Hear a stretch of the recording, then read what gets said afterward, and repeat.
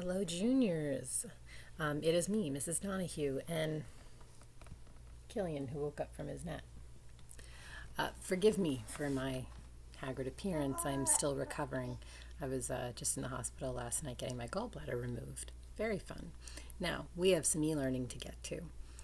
I thought since you had just read one of the sort of hallmark dystopian novels in Fahrenheit 451, that we should really concentrate on writing our own.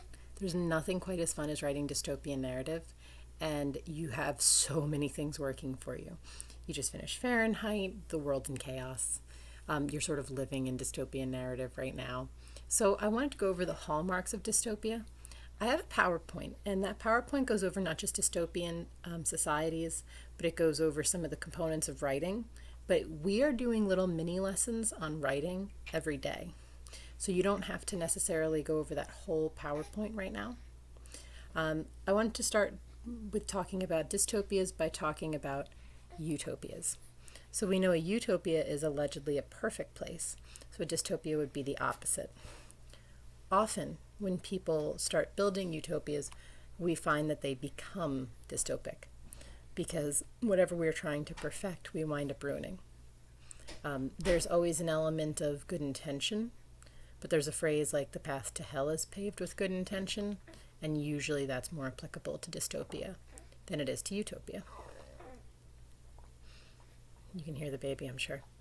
When we're looking at dystopia, one of the things to keep in mind is that frequently, most people in a dystopia don't realize they're in one. They are going about their life like it's normal. You've seen a bunch of these in recent enough times. They're fairly popular. So series like The Hunger Games, things like Mortal Engines, even Golden Compass, those things are all a little dystopic. When you're focusing on writing your own, I want you to think about a world that plausibly people could live in and not see the flaws in. Even something as extreme as Fahrenheit, when people get used to the rules, they live them. There's books like Brave New World, like 1984, like Animal Farm, where the conditions that we live in, on the outside seem kind of extreme, but those living in them see nothing wrong with it. So keep in mind that there's basically one generation between how we do things now and how we could do things in a completely different way. Once one generation starts growing up with the rules, there is no before time. Things like V for Vendetta or Watchmen go over that concept. When thinking about dystopia, you should pick a single idea that we would strive for. So, like in Fahrenheit, there's this undercurrent of thinking about education, right? How do we educate ourselves? What's important about it? And it gets flipped around. So instead of seeking out more information, we take it away. There's dystopian novels that talk about like physical safety. So instead of like going out in the world, stop kicking me. He's kicking me. Instead of going out in the world, people get really closed in. There's some that have an element of religion where, we want to worship, but we now worship in this incredibly tight circled way. Handmaid's Tales like that, where like the religion becomes claustrophobic and tyrannical. You should only focus on doing one of these ideas for your own narrative.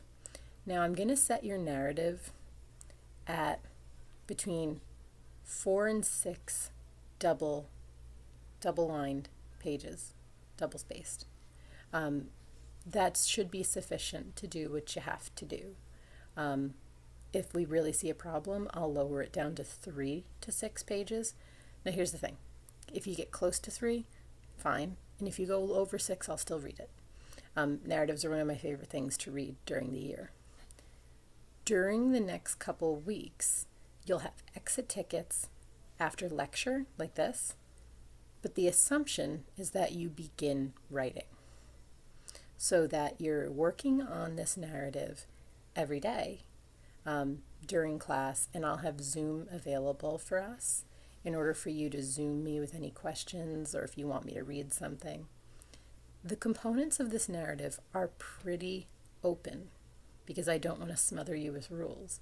I've seen some really cool dystopias over the years. I had one kid was really into chess, and their dystopian society literally moved like a chessboard.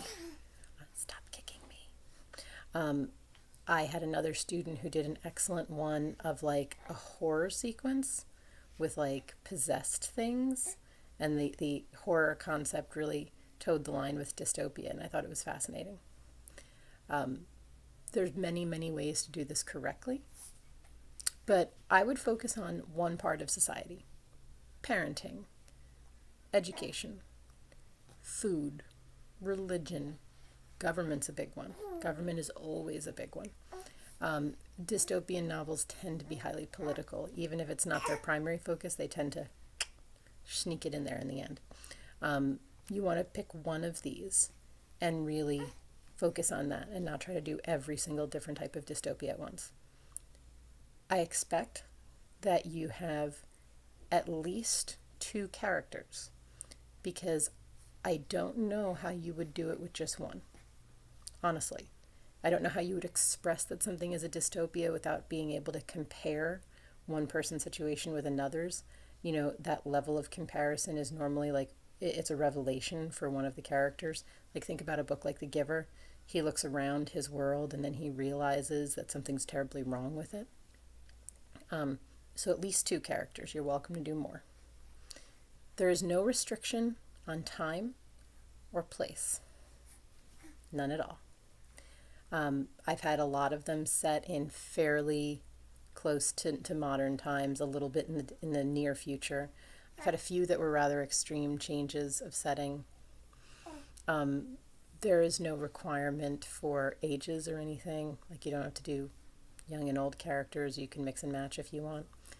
You do have to include dialogue. The setting, while it is open to you, must make sense with what you're doing.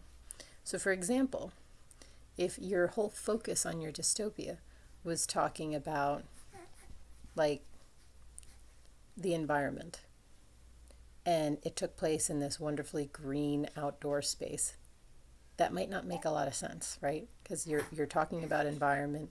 Dystopian usually means it's gone wrong, so you'd be talking about what we did wrong with the environment, and then you're in this wonderful open green space. Those 2 things don't really coincide. If you were talking about the environment and you were doing something like Mad Max or like Mortal Engines, that fits better. So you will be graded on the appropriateness of your setting, and that'll be a separate video another day, trying to show you how to navigate choosing a setting. You are expected to use dialogue in your books or your short stories. You're expected to do it well, and there'll be a separate video kind of going over how to do that. And I do expect them to have sort of good quality writing. You know, I know some of you are more comfortable with creative writing and some of you are not. But that's okay, because I'm not judging you necessarily on whether or not you're the next Neil Gaiman. I'm judging you on whether or not you can kind of follow the direction of dystopian novel. So, that being said, I want you to start thinking about sort of the good intentions gone awry in the world. You have a lot to choose from modern times. I mean, you could think about space exploration. You can think about climate change. You can think about politics in a big way. Businesses, big business. If you need any help choosing, feel free to enter the Zoom chat that I'm going to start during our class period and ask. In the meantime, I hope you have fun writing this assignment. It's one of my favorite things to do all year. Please check out the exit ticket that I've attached to this assignment. That will be your grade for today. And happy trails. Say bye, Kelly.